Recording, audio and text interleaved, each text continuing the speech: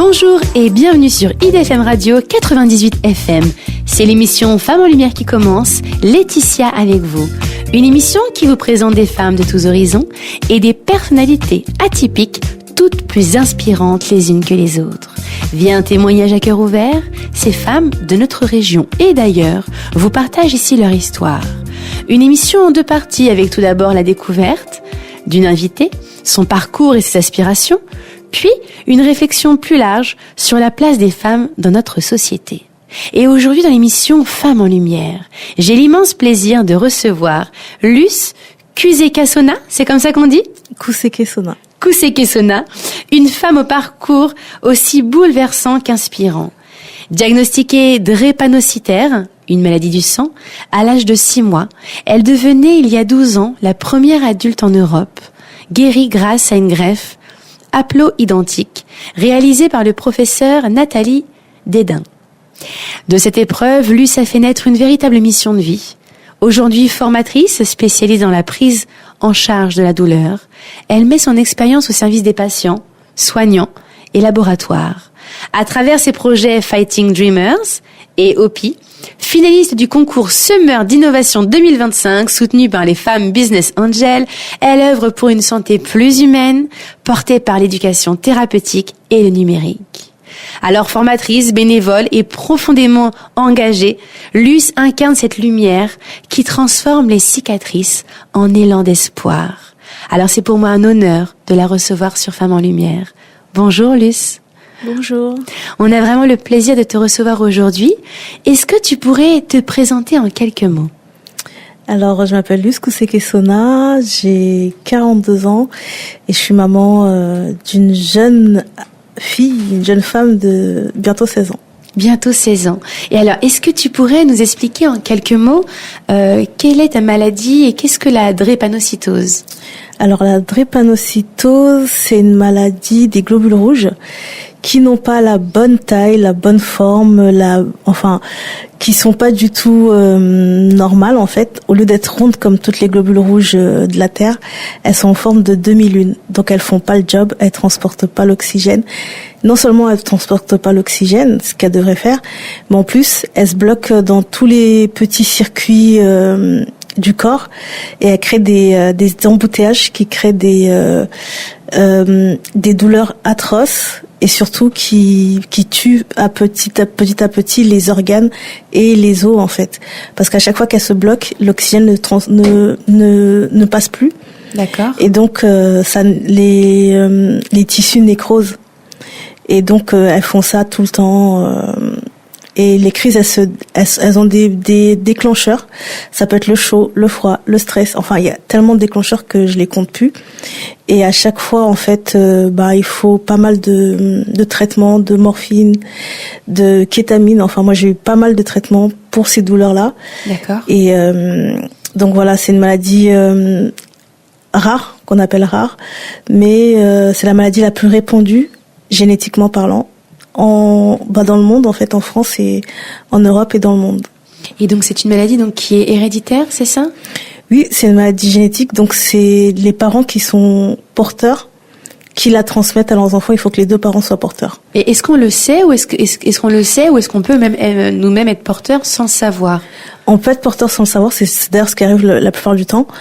Quand on le sait, c'est qu'on a été sensibilisé et qu'on en a entendu parler, ce qui est vraiment pas le cas de nos jours. Donc il y a plein de personnes qui sont porteuses.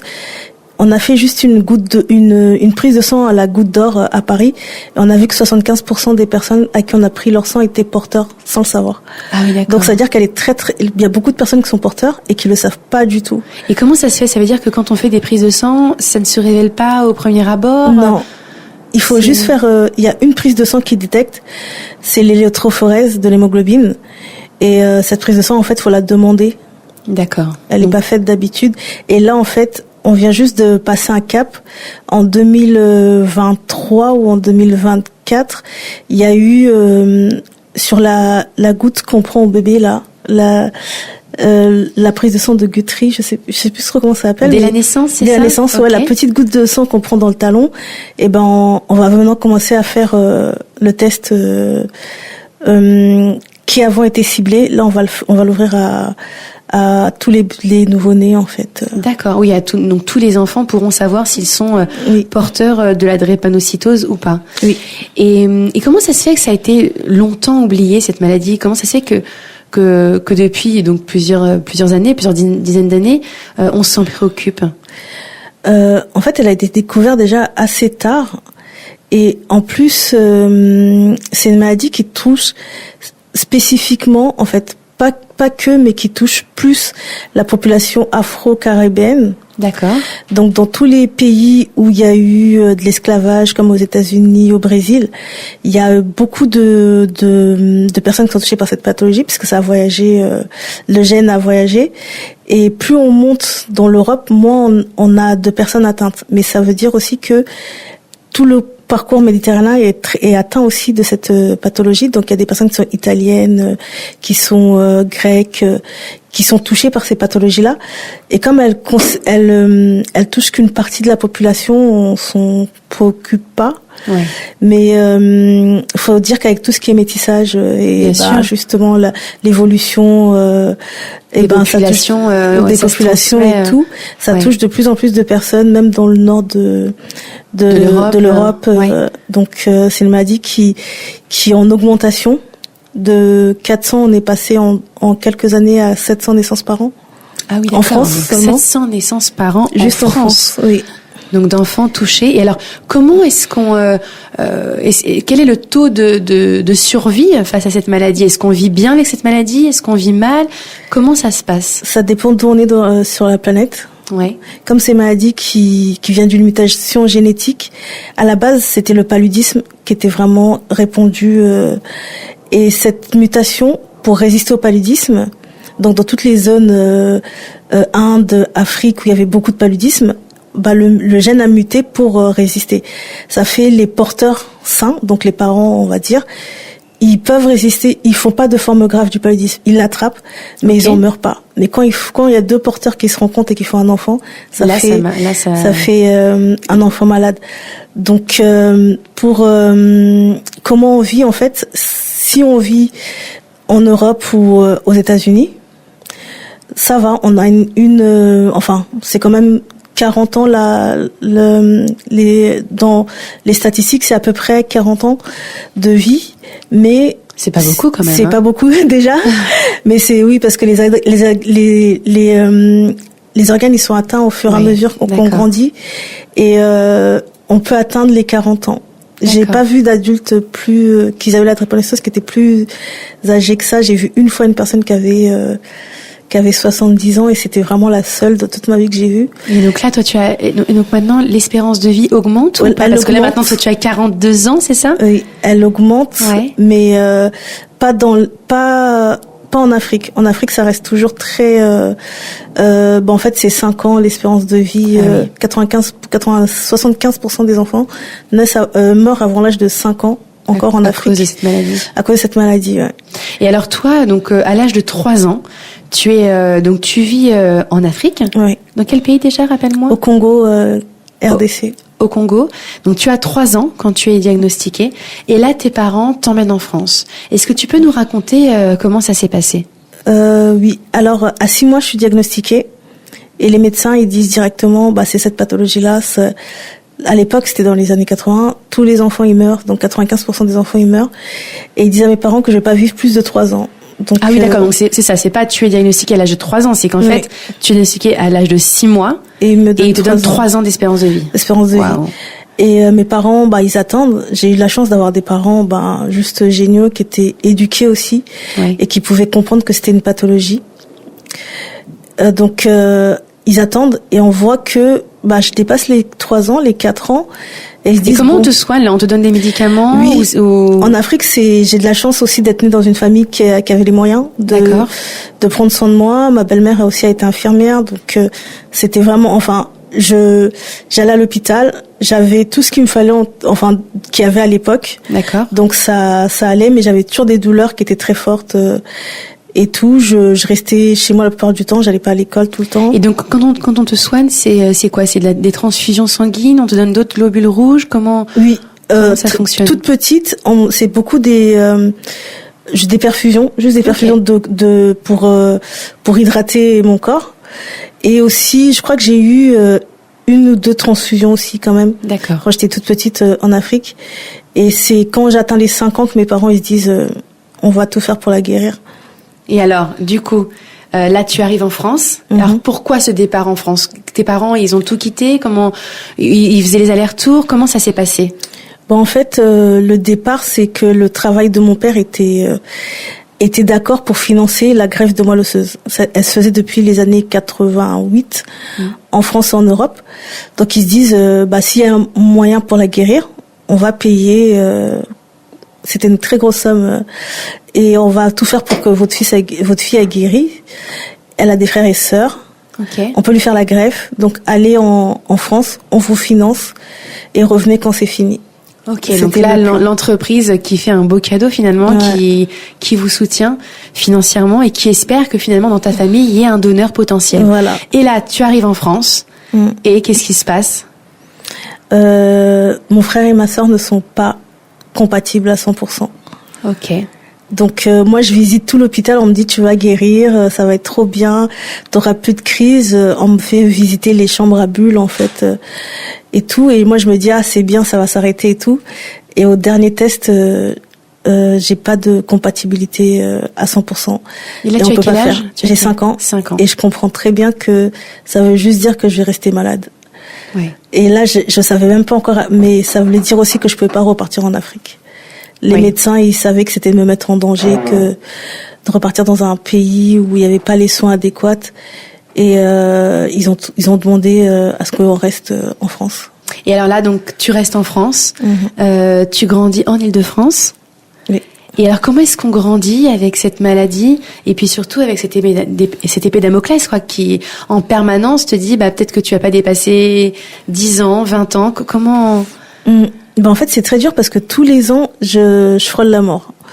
Tous les ans, je me retrouve en réa. Et des fois, ils ont dit à mes parents, faut aller prier parce qu'elle s'en sortira pas, en fait. Et en plus, il y a les douleurs. Les douleurs, elles sont inexplicables. Oui. Moi, je me suis cassé la jambe, je marchais normalement, quoi. Mais quand je suis en crise, c'est pire que la fracture. Se rompre les os, quoi. Les os, c'est vraiment puissance 1000, une fracture. Et quand je suis en crise, je peux même pas bouger, je peux pas parler, je peux à peine respirer. Donc c'est vraiment on te donne de la morphine ou des choses comme ça? Depuis toute petite, en fait, j'ai de la morphine. J'avais de la morphine à chaque crise. Ouais. Donc c'est ça qui me soulageait les douleurs, en fait. Et alors, heureusement, donc chaque année, en fait, tu souffles la bougie et tu te dis merci la vie de me donner encore un peu de répit et de rester un peu sur cette planète. Et rappelons aujourd'hui que tu as 42 ans. Oui, c'est ça? J'ai 42 ans, c'est inespéré c'est incroyable. Et alors, en fait, tu peux aussi être heureuse d'être arrivée jusque là parce que rappelons qu'à tes 30 ans, tu seras la première greffée adulte en France. Alors comment ça s'est passé, cette greffe?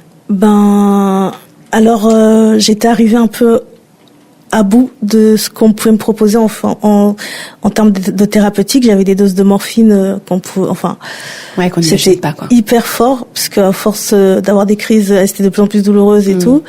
Et j'avais même de la kétamine quand j'avais vraiment très très mal. Et la kétamine, à rappeler, c'est un anesthésiant pour les chevaux. Ah oui, d'accord. Et donc c'était ça qui faisait passer les douleurs. Wow. Et j'étais hyper transfusée, c'est-à-dire qu'à chaque fois que j'avais des douleurs, il fallait que quelqu'un me donne son sang, en fait. Oui. Et j'ai été transfusée pendant 19 ans. Et au bout, à un moment donné, ça marche plus aussi bien qu'avant. Donc à partir de mes 12 ans à mes 30 ans, j'ai été transfusée toutes les 3 à 4 semaines. Parce qu'un matin, je me suis réveillée, j'avais fait un AVC, en fait. J'étais paralysée de tout le côté gauche du visage. Et en fait, par cette suite-là, on a commencé les transfusions. Et j'avais tout essayé, tous les médicaments pour la drépanocytose. J'étais passée par tout. T'étais arrivée au bout, quoi, au bout du chemin. Ouais. Et je venais d'avoir ma fille, en fait. Oui. Et c'est là que je me suis dit, je peux pas partir maintenant. Je peux pas, Tu t'accrochais à la vie, s'accrocher à ta fille. Et alors là, on te propose cette greffe. Enfin, je vais la chercher. Ah, tu vas la chercher. Ouais. Je commence à regarder parce que j'étais un peu désespérée, à regarder ce qui se passait aux États-Unis et je vois qu'ils l'ont fait, qu'ils l'ont commencé, mais je savais pas combien de fois. Et alors là, l'espoir grandit et tu vas nous raconter ça dans la suite de notre émission. On fait une première pause musicale et on se retrouve juste après pour connaître la suite de cette merveilleuse histoire de Luce. Merci beaucoup. Vous êtes bien sur IDFM Radio. Nous sommes de retour sur IDFM Radio dans l'émission Femmes en Lumière, l'émission qui met en avant des femmes inspirantes de notre territoire. Luce, fondatrice d'OPI et autrice de livres jeunesse Fighter Dreamers, est notre femme en lumière du jour. Luce, en tant que combattante de Survivor, on peut vraiment le dire, on était en suspense sur cette greffe dont tu nous as parlé juste avant la pause musicale. Alors, tu vas chercher cette opération. Comment ça se passe ? Je regarde sur Internet. Ouais. Et je vois qu'aux États-Unis, ils font une greffe avec un donneur à moitié compatible. Donc, je me dis, je vais voir mon médecin direct et je lui dis, je veux faire ça. Et il me regarde, il me dit, ça n'existe pas en France en fait. Et ça existait nulle part ailleurs à part aux États-Unis. Et j'ai eu vraiment énormément de chance parce qu'il y avait déjà un médecin français, le professeur Nathalie Dédain, qui était parti donc à Baltimore pour apprendre ce procédé-là. Et en revenant, elle s'est dit, bon, je vais attendre qu'il la fasse 100 fois. Ouais. Après, je vais me lancer. Et en fait, moi, mon médecin lui a dit clairement que je tiendrais pas, en fait. Ouais. Que là, il avait vraiment été très pessimiste sur ma santé et qu'il fallait faire ça maintenant. Donc, on a réussi à la convaincre. J'aime bien dire qu'on l'a soudoyée, mais en fait, c'est pas vrai du tout. Mais elle a dit, si elle en est, si elle veut tenter, oui. Elle sera le patient 0, je sais pas comment on appelle ça. Numéro 1, la première greffée en France, quoi. Ouais. Et voilà, en fait, donc on a réussi à la convaincre et on l'a fait, on a signé tous les papiers parce que comme c'est des essais. Bien sûr. Et alors du coup, est-ce que tu as le nom de cette personne qui t'a sauvée ? Oui, en fait, on a repris la greffe la moelle de ma sœur. Ah, mais c'est génial. On a repris sa moelle. On pouvait prendre ma mère aussi. Ok. Et oui, parce que moitié compatible, comme on disait au début, voilà, bien sûr. Parce qu'à moitié compatible, ça tenait déjà. Et donc, elle a dû passer devant le juge pour dire, enfin, il y a plein de procédures aussi. Et c'est elle, finalement, qui m'a donné sa moelle. Et qui t'a sauvé la vie, on peut le dire comme ça. Ouais. En fait, vraiment, elle a fait en sorte que je puisse vivre dans des meilleures conditions et que surtout je puisse vivre aussi. Ouais, merveilleux, en tout cas, merveilleuse histoire. Et alors, lui, on en parlait aussi, à 26 ans, alors que tu es toujours malade et que tu n'étais pas encore greffée, tu tombes enceinte. Et c'est ça, en fait, c'est un peu cette vie à l'intérieur de toi qui te dit, mais maman, accroche-toi, va chercher cette greffe qui n'existe pas en France et on va être les premières. Tu vas être la première. Et donc, elle te donne cet espoir et tu y vas. Et tu es greffée. Sauf qu'à 26 ans, c'est 4 ans avant cette greffe, en fait. Ouais. Et alors, comment est-ce que tu as pu gérer cette grossesse alors que tu étais gravement malade ? Déjà, j'étais sous programme transfusionnel, c'est-à-dire que j'avais tout le temps des érythrophérèses, des transfusions avec des grosses machines. D'accord. Toutes les 3 semaines, fallait que la grossesse elle tienne, parce que j'avais décidé de garder cette grossesse. On t'avait proposé, je crois. Oui, on m'a proposé. Les médecins, ils étaient pas vraiment. On appelle ça un avortement thérapeutique. Ouais. Et moi, je voulais pas, en fait. Je me suis dit non, si elle est là. Elle va s'accrocher. On est des battants dans la famille, donc. Et donc ils avaient vraiment très peur pour ma santé et j'ai dit non, on va se battre encore une fois. Donc elle allait très très bien elle quand elle est née. D'accord. Moi je suis passée par les érythrophérèses. On a été vraiment aussi hospitalisés souvent. D'accord. Et moi je voulais pas de la morphine, donc j'avais les douleurs et je tenais pour pas avoir trop de morphine, pour pas que ça la perturbe et tout. Et en fait, j'ai eu un accouchement assez on m'a mis carrément dans un coma artificiel pour que je puisse accoucher. Et enfin par voie basse ou par césarienne? Justement, je partais sur une voie basse et au dernier moment, ils ont changé. D'accord. Et en fait, elle est sortie de l'hôpital avant moi. Ok. Moi, ce qui avait provoqué en fait cet accouchement, c'était une infection de la voie biliaire, et en fait, j'ai dû rester en réanimation. J'ai dû même pour la voir quand j'ai accouché, elle était à l'autre bout de l'hôpital. Il fallait la faire traverser tout l'hôpital dans le froid. Elle est née au mois d'octobre. Est-ce qu'elle est née aussi du coup parce que elle est née prématurément. Ouais. Voilà, à cause de cette infection, même si elle allait bien, elle allait bien, elle était en bonne santé au creux de ton ventre. À cause de cette infection, vous avez dû déclencher l'accouchement. Et donc à 6 mois, elle prend vie. Et oui, et en fait, même les infirmières, elles me disent, c'est très bizarre parce que, à cet âge-là, les bébés, leurs poumons sont pas encore formés, et elle, en une journée, elle voulait plus, en fait, elle avait plus besoin d'oxygène. Ah, c'est dingue. Des d'attente, comme tu disais. Je me dis, ok, c'est cool. Et en plus, on l'a fait traverser tout l'hôpital pour venir me voir, juste pour 1 heure, en fait, ou 30 minutes, pour qu'elle ait mon odeur. Ouais. Donc, c'est vraiment on commence fort. Ouais, c'est sûr. Donc une belle relation qui commence, qui est pas forcément simple, mais qui tient. Et donc du coup, ta petite fille de 4 ans, en fait, va vivre cette opération parce que donc à 26 ans, tu accouches. Ensuite, voilà, tu élèves ta fille. Alors, tu me disais que le fait d'avoir eu cette infection, de pas avoir vu ta fille, tu avais peut-être vécu aussi. Oui, j'ai fait une grosse dépression postpartum. Et heureusement qu'il y avait ma sœur, ma mère, son amie, mes frères qui ont vraiment pris le relais et qui faisaient tout ce que je devais faire en fait, qui l'emmenaient à l'école, qui s'occupaient d'elle vraiment au quotidien pour que moi je puisse déjà me soigner.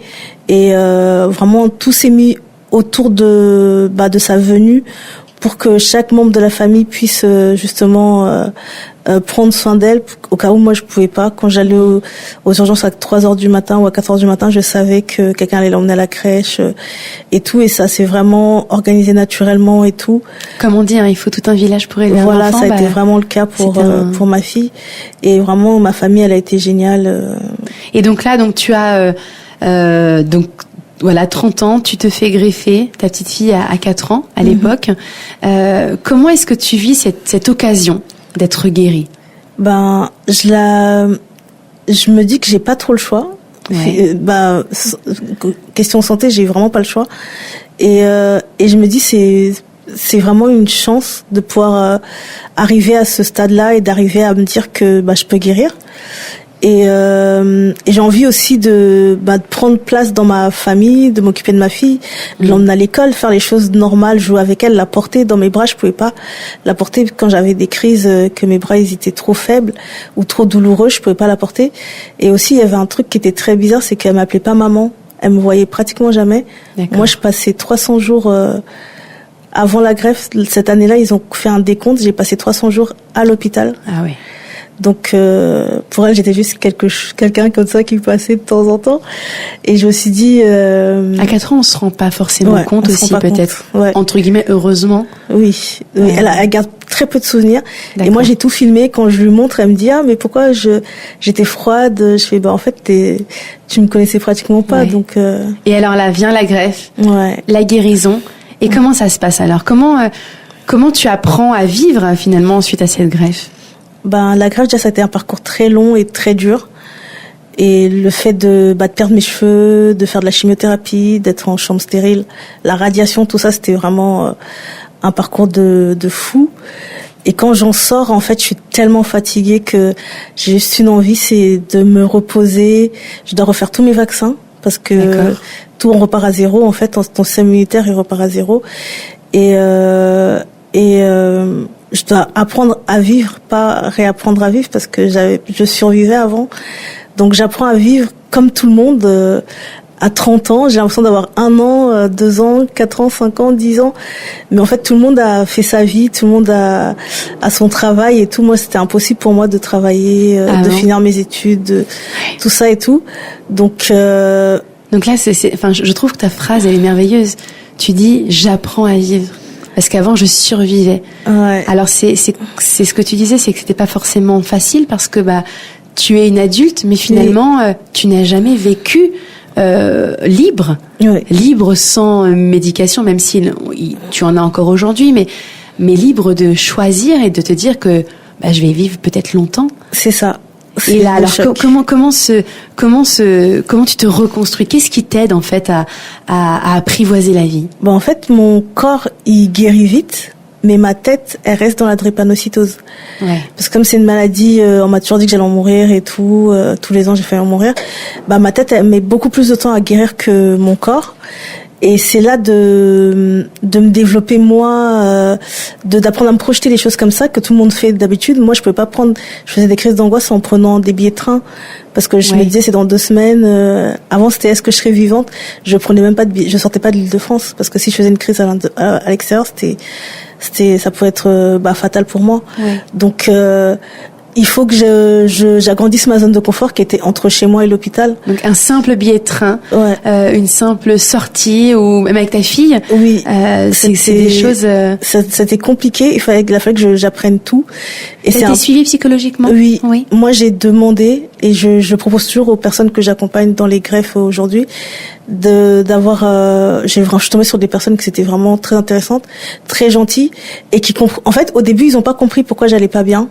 Ouais. Et la psychologue s'est excusée de l'hôpital, elle s'est excusée. Il a fallu faire une étude sur 2 pathologies, donc la mucoviscidose et la drépanocytose, pour savoir que des personnes qui guérissent de ces 2 pathologies-là elles guérissent physiquement mais pas mentalement, et qu'il faut un accompagnement spécifique pour elles. Donc à partir de cette étude-là, maintenant on sait que c'est dur de réapprendre à vivre. Bien sûr. Et alors, là, à 35 ans, donc du coup 5 ans après, donc il te faut 5 ans pour te reconstruire physiquement mais aussi mentalement, tu as une révélation. Tu fais de cette épreuve finalement une raison de vivre et tu souhaites te reconstruire. Alors, on fait une deuxième pause et on se retrouve juste après pour que tu nous parles de cette reconstruction incroyable et de ces projets que tu as créés. À tout de suite. IDFM Radio, par nous, pour nous. Nous sommes de retour sur IDFM Radio dans l'émission Femmes en Lumière, l'émission qui met en avant des femmes inspirantes de notre territoire. Luce est notre femme du jour. Et alors, Luce, à 35 ans, ça y est, tu nous le disais, donc tu es prête à vivre, à donner du sens à ta vie. Et alors, qu'est-ce que c'est ? Qu'est-ce qui ressort de tout ça ? En fait, je sors un peu d'une espèce de dépression. Ouais. Enfin, et ce qui m'aide, c'est d'en parler de la drépanocytose, d'aller voir les infirmières, d'aller voir les médecins. Je suis invitée sur des congrès vu que je suis la première à être greffée. Et là, je découvre ce monde aussi, l'associatif, le monde associatif, où on m'invite à parler et à décrire mon parcours, qui est un peu lunaire.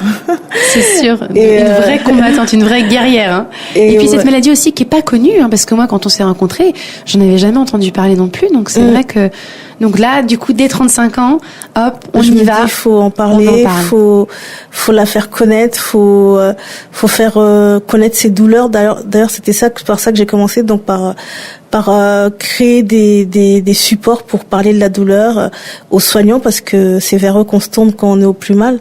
Et donc là, tu crées donc Luce & Hall, c'est ça ? À 35 ans ou pas ? Ton association. Oui, c'était en 2021 déjà qu'on avait créé Luce & Hall. Ok.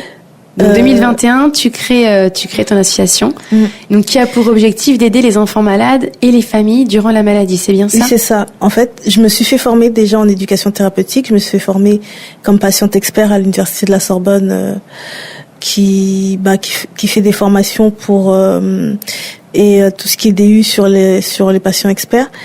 Et c'est là que j'ai commencé en fait à me dire que les outils qu'on utilise pour éduquer les patients, on peut les utiliser aussi pour éduquer les soignants.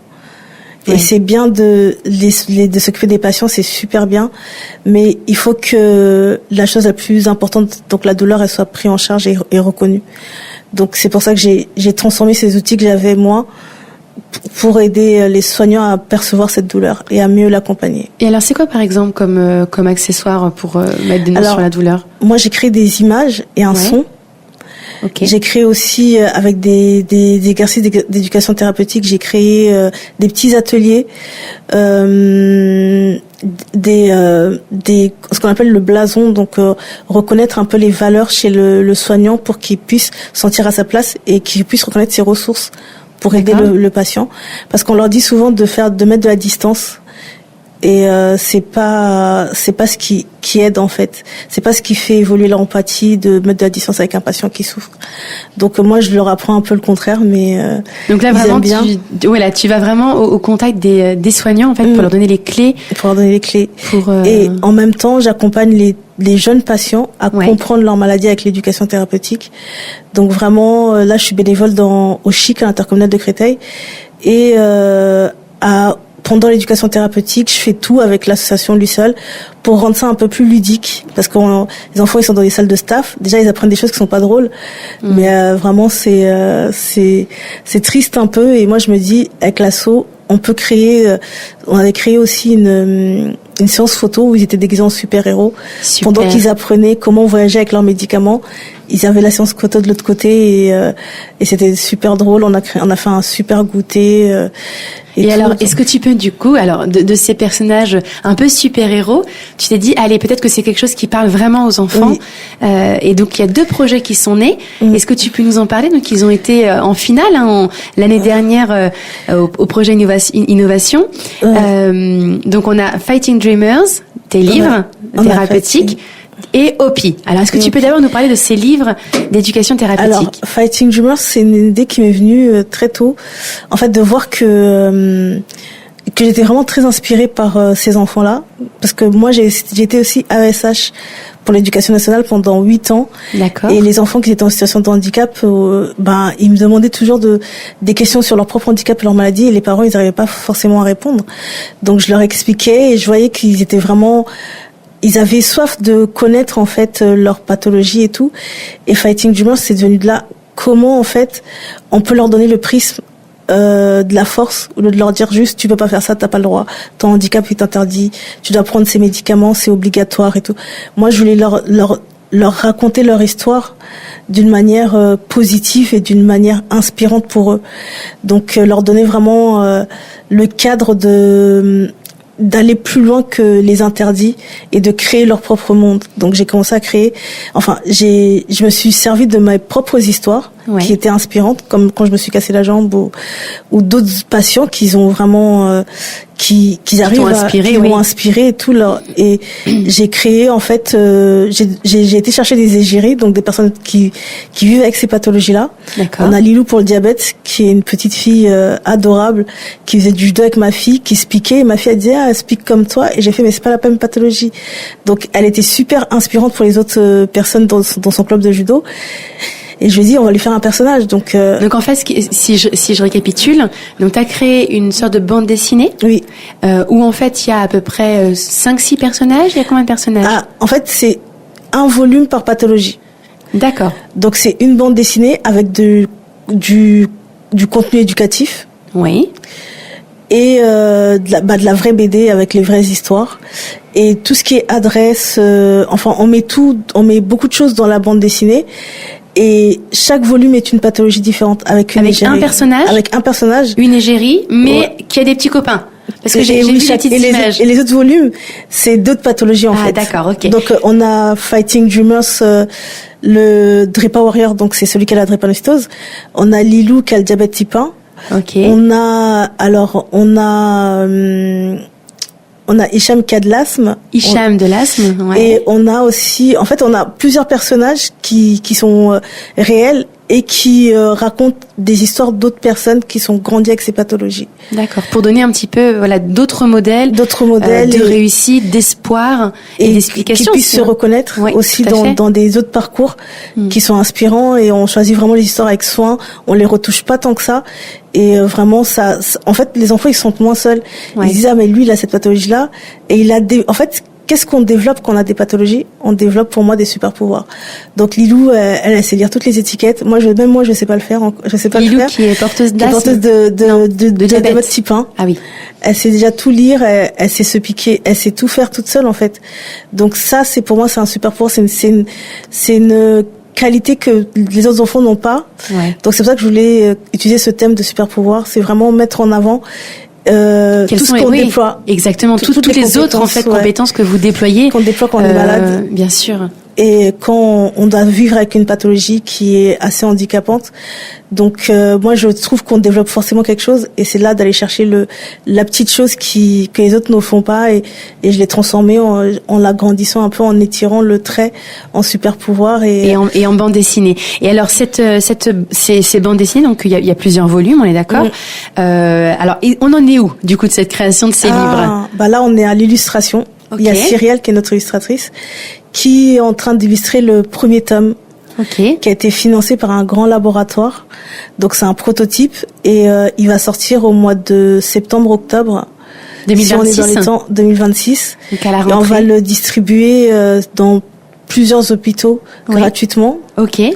Donc on essaie de faire financer justement l'histoire de Lilou, et ainsi de suite, de continuer. On a déjà Marie qui elle a eu un cancer à l'âge de 13 ans, donc elle nous a déjà elle fait déjà de la prévention, donc on a pris son histoire. On a aussi, il y a plusieurs personnages comme ça. Ouais, il y a plusieurs personnages comme ça. Donc, mais en tout cas, le tome 1 avec Lilou est prévu pour septembre-octobre. Avec Isaiah. Le tome 1, c'est sur la drépanocytose avec Isaiah. Ok. Donc, et tome 1, Isaiah sur la drépanocytose. Et donc, tu es soutenu, donc, comme tu disais, par un laboratoire, mais donc, par plusieurs hôpitaux. On peut nommer, le Kremlin-Bicêtre, Robert Debré, le CHIC, l'intercommunal de Créteil. Voilà. Et qui, eux, donc, souhaitent tester ces livres thérapeutiques auprès des enfants. Donc, directement dans les hôpitaux. Oui, c'est ça. C'est que moi, en fait, le contenu d'éducation thérapeutique à l'hôpital, les enfants, ils veulent pas venir à l'hôpital, même si on fait des animations et tout. Enfin, les enfants, l'hôpital est un lieu traumatique pour eux.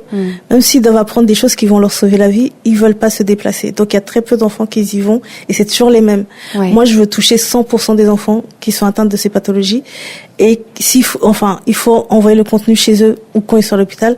C'est faisable avec, ce que moi j'appelle Opcare Creativity. C'est la grande maison où il y a l'assaut, il y a tout, la maison d'édition, tout se regroupe sous cette grande enseigne, en fait. Comment tu peux le redire? Opcare Creativity. Opcare Creativity. On peut le retrouver quelque part? On crée, là, en fait, on a juste été sélectionné pour rentrer dans la French Care. Donc, si on tape Opcare Creativity, on tombe sur l'enseigne de la French Care. Okay. Mais le site, il est en création. On voit juste qu'il y a quelque chose qui se crée. D'accord. Donc, tout est en cours de création. Voilà. Grâce à ces soutiens que tu as à tes côtés. Alors, est-ce que c'est facile de convaincre les docteurs ou les hôpitaux de suivre ton parcours, mais aussi de soutenir tes projets, que ce soit tes livres thérapeutiques, et après on va en parler, ton site OPI? Oui, il y a le site Lucelle, par contre, qui est déjà en ligne et sur lequel on peut déjà poser des questions, et tout va m'arriver s'il y a des suggestions, s'il y a des hôpitaux qui veulent participer, ou qu'ils aillent sur le site luceol.fr. Donc Luce et Ol. Alors Luce, L-U-C-E, Ol, A-2-L. Voilà. Non, Luce and All, hein. Oui, c'est ça. Donc A-N-D, ET sur Internet. Donc je répète, pour les auditeurs qui nous écoutent. Donc, si vous voulez en savoir plus sur les projets dont on parle avec Luce, L-U-C-E, and A-N-D, et All, comme tout, A-2-L. Voilà. Et alors, donc, tu disais que c'était pas forcément facile de convaincre les docteurs. Pourquoi? En fait, j'ai réussi à convaincre, durant un déjeuner vendredi dernier, l'hôpital de Bordeaux. Ah, super. De nous trouver, de partager avec 200 enfants notre livre et OPI. C'est-à-dire que quand j'en parle en one-to-one, j'arrive à les convaincre. Ils voient ce que je fais, ils voient les outils, donc c'est très parlant, et ils savent qu'il y a un besoin. Mais d'arriver à se faire entendre par les grandes sphères type l'ARS, l'agence oui, voilà, ça c'est plus compliqué. Ouais. J'essaie de passer par des appels à projets, mais il y en a pas tant que ça dans le domaine que je fais. Et c'est ça, en fait. Il faut financer ces outils, et c'est de trouver des financements qui est un peu plus compliqué. Les hôpitaux, ils sont convaincus, ils savent que ils ont ce besoin-là d'éducation thérapeutique, et que les enfants ne viennent pas. Donc en fait l'idée c'est vraiment de financer production des livres, et donc la plateforme. Et la plateforme, voilà. Donc est-ce que tu peux nous en parler davantage de cette plateforme OPI? Ah, la plateforme HOPY? Voilà, exactement. Okay. OPI, c'est une plateforme ressources D'accord. Les parents ont leur entrée, les médecins ont leur entrée et les enfants ont leur entrée. C'est-à-dire que on crée des outils selon la pathologie. Par exemple, sur la drépanocytose, on a créé un douloromètre, comme on a parlé de la douleur. Et l'enfant, en fait, il note ses douleurs tous les jours et tout est envoyé au médecin. Ok. Donc, il sait quand est-ce qu'il a eu mal, où est-ce qu'il a eu mal et combien de temps il a eu mal. Est-ce qu'il a dû être hospitalisé? Ce qui fait qu'il peut régler les médicaments ou passer à d'autres traitements. D'accord. Donc ça, c'est vraiment la nouveauté qu'il y a dans aucune autre plateforme. Et tu on a créé des jeux. Oui, voilà, on a créé des jeux. Des jeux à partir de la pathologie. On crée un jeu pour qu'ils puissent comprendre le concept, enfin comment ça se passe dans leur corps. Sur le diabète type 1, on a créé un jeu d'équilibre où ils peuvent soit mettre de l'insuline, soit bouger ou soit manger un bonbon. Enfin, on a vraiment fait un truc basique pour qu'ils puissent comprendre que c'est une question d'équilibre l'insuline et que il y a des événements qui vont faire augmenter ou baisser leur insuline. Finalement, c'est vraiment de l'éducation sympathique, par le jeu, ludique, fun. Et alors, tu me parlais aussi d'un ami émotionnel. Voilà. Lui, c'est vraiment, c'est ce qu'on appelle Chocolat. C'est un petit chat. D'ailleurs, je l'ai avec moi. Et c'est un chat qui aide pendant les moments de soins douloureux. Parce que bien sûr, la maladie, c'est la douleur, c'est le stress et tout. Et Chocolat, il accompagne l'enfant à respirer. Ça a été fait avec une sophrologue, à respirer, s'il veut être diverti. D'accord. S'il veut, donc c'est quoi? C'est des vidéos? En fait, on a créé, c'est des parcours, qui sont créés par un développeur. Et le chat, il s'anime selon le besoin de l'enfant pour attirer son attention, pour qu'il puisse bien respirer, pour qu'il puisse mieux vivre son soin. D'accord. Mieux le vivre possible, aussi possible qu'il puisse, et qu'il puisse justement pour que ça soit moins traumatique pour lui. On a aussi ce qu'on appelle l'éducation thérapeutique en vidéo. Oui. Donc on a créé des vidéos qui sont avec un partenaire qui s'appelle Parole en images, qui crée en fait des vidéos qui sont à moitié dessins animés et à moitié filmées dans l'hôpital. Ce qui baisse l'anxiété de l'enfant. Par exemple, sur le parcours de greffe de moelle osseuse, les enfants, on les enferme dans des chambres stériles. Et comme la première fois, ils savent pas à quoi ça va ressembler. Même si on leur montre, en fait, qu'ils voient personne d'autre à l'intérieur, c'est anxiogène. Bien sûr. Donc nous, on crée, en fait, des petits personnages qui vivent ces parcours-là. Et c'est à moitié dans l'hôpital, comme ça, ils reconnaissent déjà les lieux. C'est incroyable. C'est super parce que ça donne de l'espoir et ça montre une autre vision aussi de la maladie et du parcours santé. Alors, on le disait aussi, donc on parle beaucoup de santé mentale. Tu en parles aussi sur cette plateforme OPI, je crois, la santé mentale, qui est un grand sujet aussi de nos jours en 2026. C'est ça. On a créé alors c'est plus c'est comme un jeu en fait. C'est pour que les parents ils puissent voir un peu les prémices. Parce que depuis le Covid, en fait, il y a 30% d'enfants qui ont des maladies chroniques qui ont fait il y a plus de 30%, il y a 30% d'enfants en plus qui ont fait des dépressions. D'accord. Donc ça c'est des études chez les psychiatres et les pédopsychiatres. C'est-à-dire qu'on vit moins bien la maladie qu'avant. Oui, c'est-à-dire quand on est enfant, en tout cas, on vit moins bien la maladie qu'avant, et que le Covid, ça crée un avant-après. Ok. Donc tous ces enfants-là, il y a des petits signaux qui montrent qu'ils vont pas très bien. Moi, je travaille avec une psychologue qui s'appelle Marie, qui relie tous le contenu. Et des médecins spécialistes de toutes les pathologies qui relisent tous les contenus. Et en fait, on a adapté pour que les parents puissent reconnaître en fait les petits signes. On a créé une routine. Les enfants ils cochent qu'est-ce qu'ils ressentent, comment ils se sentent. Ça aide même à prévenir aussi les crises vaso-occlusives de la drépanocytose. Quand on voit que l'enfant il dit qu'il est fatigué plusieurs fois de suite, qu'il a tout le temps besoin de boire, ça peut être un signe de bientôt une crise. Ça peut être un facteur de crise. Donc ça, on essaie de gérer, de l'anticiper, de le faire ressortir, et de voir justement comment ils se sentent quand ils sont en hypo, comme ça quand ils remettent les mêmes choses, tout ça est aussi créer de la data que nous on envoie et qu'on garde. Et alors est-ce que en parlant de data, est-ce que tu penses que l'IA qui est en plein essor aujourd'hui pourrait vous aider à aussi bien développer cette plateforme OPI qui existe déjà, ou même dans l'analyse des données? Comment tu sens les choses entre la maladie, quelle qu'elle soit, et l'IA? En fait, moi, on a mis de l'IA du côté des parents.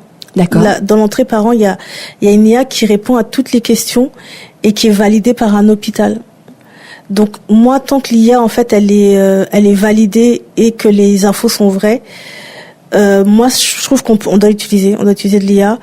Après c'est toujours touchy de parler d'IA et de la santé et tout, mais pour des adultes, pour de l'information qui est vérifiée, ça peut être un véritable outil. Ouais, ça aide les parents parce que elle sera là 24 heures sur 24. Et quand l'enfant il a de la fièvre ou que les médecins sont pas joignables, il faut un relais. Ouais. Maintenant, elle va jamais supplanter le médecin ou les parents, bien sûr. Ou les parents. Mais notre IA, elle est vraiment faite sur mesure parce qu'elle est empathique. Ouais. Elle va répondre aux questions. Alors c'est beau ce que tu dis, parce qu'il y en a qui disent que l'IA n'est pas capable d'émotion. On l'a créé. Vous avez donné un petit prénom à cette IA ou pas? En fait, on n'a pas de prénom, mais c'est vraiment un chatbot. Je crois qu'on va trouver un prénom même, mais c'est un chatbot qui est vraiment assez empathique, qui rassure le parent, qui lui donne les bonnes informations, qui sont validées par des médecins et qui restent dans son cadre. Oui. Ouais. Bon, merci beaucoup, Luce, en tout cas, pour nous avoir expliqué ces 2 projets qui sont incroyables. On croise les doigts pour septembre-octobre, et surtout, on fait j'espère bien, et on fait, attention, l'émission n'est pas terminée, on fait une dernière pause et on se retrouve juste après pour des confidences entre nous. À tout de suite. Écoutez IDFM Radio, où que vous soyez, via l'appli IDFM Radio et sur idfm98.fr. Nous sommes de retour sur IDFM Radio dans l'émission Femmes en Lumière. Alors, Luce, comme on t'a entendu tout à l'heure, ça y est, 2 projets sont en cours. Ça a mis à peu près 5 ans on va dire que de tes 35 ans jusqu'à 42, on va dire 5-7 ans à peu près, tu penses à... J'ai vraiment lâché l'éducation nationale en 2023. Ok. Donc ça fait vraiment 3 ans à temps plein que je travaille sur ces projets. En tout cas, on espère que ça va bien fonctionner. Et alors, à côté de ces projets, comment va la vie? Comment va la relation avec ta fille, les amours, la vie normale après 7 ans où tu vis depuis 7 ans, comme tu nous l'as dit tout à l'heure? En fait, ça va. Je suis tellement prise par mes projets que je passe beaucoup de temps avec. J'essaie de passer le plus de temps possible avec ma fille. Ouais. On se fait des sorties, on va au cinéma. On est parti au Canada il y a l'année dernière ou l'année dernière. Enfin, j'ai pu quitter la France et tout. Ah, super. Mais ça, on essaie de s'amuser comme on peut. De vivre. Après, de profiter maintenant qu'on peut. Donc après les amours, je suis toujours célibataire. À bon entendeur ou au contraire s'il y a du plus, si c'est Est-ce que tu me parlais un petit peu du handicap, parce que finalement cette maladie, elle te suit toujours. Entre le handicap, l'amour, le sexe, comment est-ce qu'on le vit au quotidien, ça? Je pense que c'est pas vraiment une problématique qui a trait avec la drépanocytose.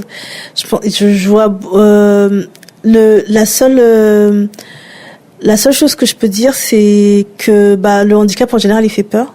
Oui. Alors une maladie que personne connaît, ça fait encore plus peur. Et que les personnes il y a pas de quoi avoir peur parce que c'est pas une maladie qui est transmissible ou quoi que ce soit. C'est vraiment le plus important, c'est de faire attention de pas avoir des enfants qui sont malades, donc de pas rencontrer une personne qui est porteuse de la pathologie aussi. Mais sinon après ça se vit très très bien. Il y a beaucoup de couples autour de moi et en plus c'est des couples qui sont hyper soudés. Oui. Parce que je vois des couples qui disent mais en fait moi ma femme je l'aime comme elle est inspirante et tout. Je vois vraiment plein de couples des couples plutôt heureux dans cette pathologie là et ceux qui partent c'est ceux qui ont même pas fait l'effort de connaître en fait. Oui. Toi, tu me disais que tu étais inscrite sur plusieurs applications à un moment. Alors, comment se passaient les rencontres avec ces prétendants? Moi, je le disais tout le temps, en fait. Et même si c'était fini, que j'étais plus malade, je parlais de ma vie normale et je parlais de ma pathologie et les gens, ils partaient en courant. Ouais. Mais pas tous ou pas tous, mais la plupart quand même. Ouais. Et en fait, je trouve ça, je me dis c'est aussi une grille qui me protège aussi. Si la personne elle est pas ouverte ou qu'elle se dit c'est flippant et tout, qui a pas le courage ou qui a même pas la curiosité de savoir en fait c'est quoi et tout, c'est pas une personne qui est faite pour moi en fait. Donc pour moi je m'en sers plus comme un filtre. Oui. Et après ceux qui sont intéressés et qui ont ou qui font pas forcément d'amalgame entre maladies ou qui se disent c'est la personnalité qui m'intéresse. Oui. On arrive à faire quelque chose, mais sinon à premier abord les gens ils sont c'est là aussi que j'ai envie de mettre de la lumière sur et de montrer la force qu'il y a dans ces pathologies là.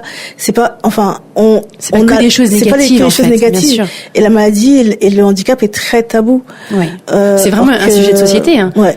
Que ce soit les différences sociales, éducatives, raciales, même au niveau du corps, que différences de couleur, de corps, de maladies, de handicap, on sent que la société n'est pas encore à 100% ouverte sur ces sujets de différence. Ça fait partie aussi de mon combat, vraiment de mettre en lumière et de montrer ce qu'il y a de beau dans la résilience et justement ces couples-là, comment ils s'en sortent, comment ils vivent et ils vivent pas moins. J'ai l'impression qu'ils vivent plus fort carrément. Donc c'est vrai que même dans la société ou même dans les séries télévisées ou les films ou même dans tous les différents supports culturels. On voit très peu de personnes malades, oui. De diabète. Je veux dire, drépanocytose, de toute façon, on n'en entend pas du tout parler. Ouais. Mais j'ai envie de dire même les maladies connues comme des femmes avec des cancers ou du diabète ou de l'obésité. C'est des choses qu'on ne voit pas. On occulte la différence. Hein. C'est un vrai sujet alors que finalement on est quand même en 2026. C'est vraiment lissé et laissé de côté. Je sais que dans les statistiques, c'est à peu près 38% de la population française qui est soit malade, soit en situation de handicap, soit maladie rare ou maladie grave.